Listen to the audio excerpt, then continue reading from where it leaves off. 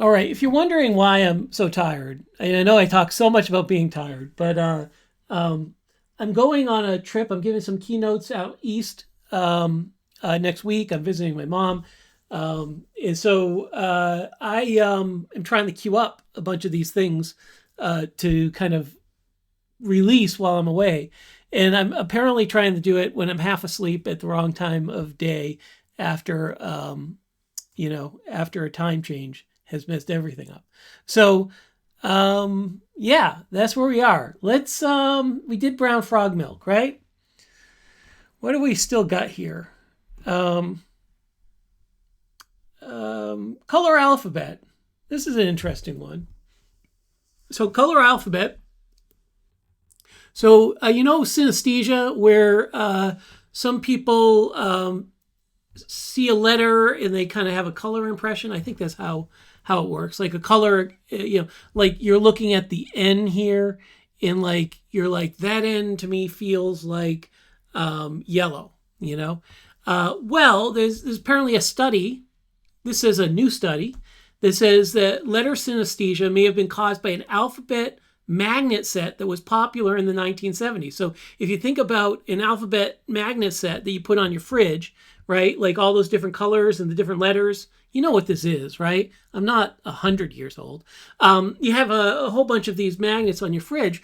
That maybe the color associations that people are having come from that. And we have like a little, it looks like maybe something from the paper here, where certain colors are aligned with certain letters.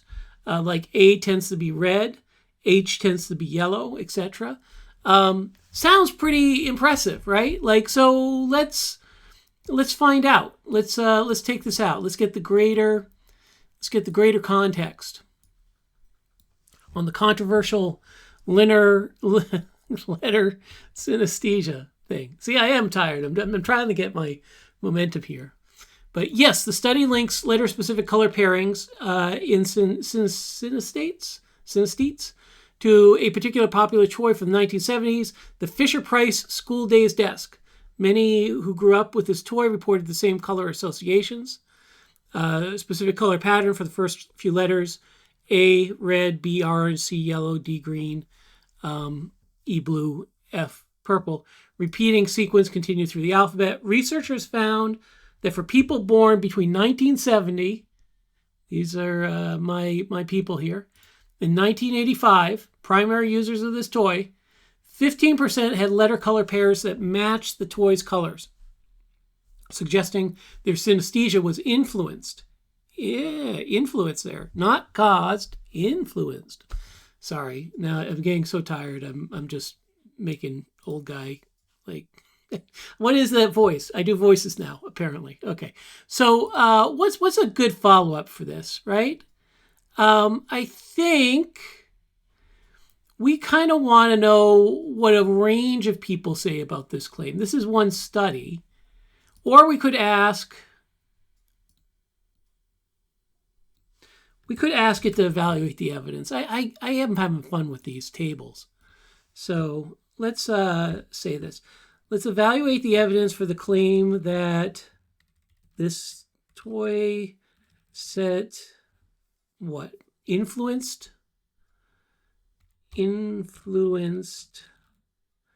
synesthesia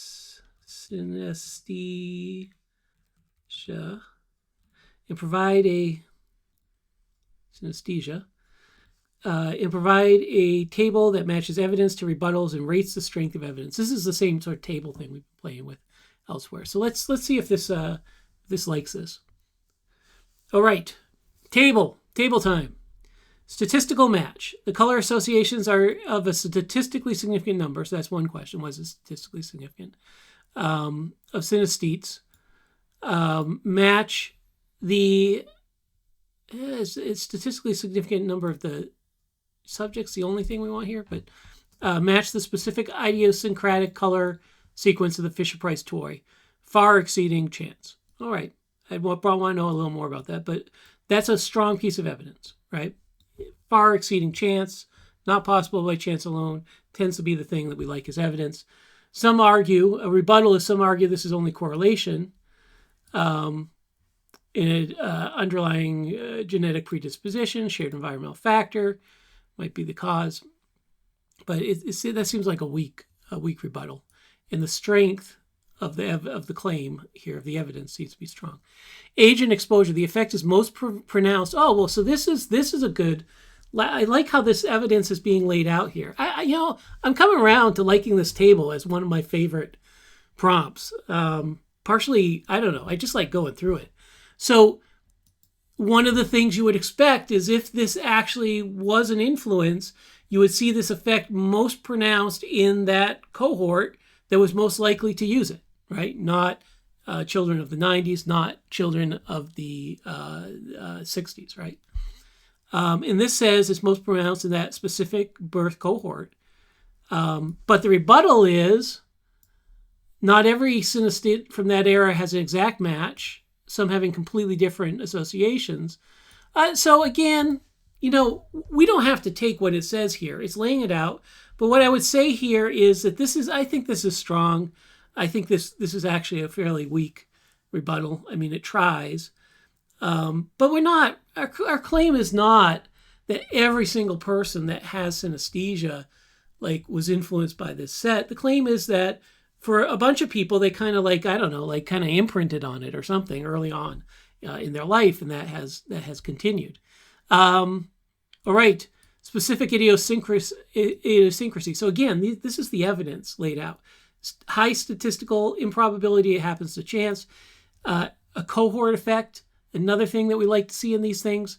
Specific idiosyncrasies. The toy's unique, non-standard color sequence is mirrored in subjects' experiences. So again, if this was like a genetic pattern that was being revealed, we wouldn't expect to see this very unique, non-standard color sequence matched up in any way, right? I guess there's maybe a argument. They don't have this rebuttal, but there's maybe an argument that someone with a genetic predisposition chose the colors, but the colors repeat, right? The colors repeat through the alphabet in this way. And so, even if the initial colors are chosen, the colors as you go down are just kind of being hit by the place in the sequence that they happen to be in, which is almost random for that set. I don't know if you know what I'm saying. that might be too complex. But in any case, again, this says that this is a moderate one, and I guess I don't know. I don't like the way this lays it out. I don't think that this is a good thing here. I think there's a better rebuttal, and I think there's a better way of phrasing this. The evidence aligns with modern neuroscience theories that, so this is good. This is what we call mechanism when we're trying to think about a theory.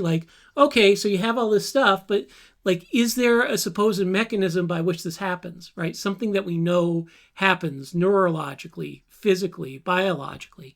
In this one here says that modern neuroscience has these theories that neural pathways are highly plastic during early development, and so they could be learned, right? So it's not just the fact that this was a fridge magnet set, but this is a fridge magnet set that you're being exposed to when those neural pathways are being learned, and maybe that builds these strong associations, at least in people predisposed to synesthesia.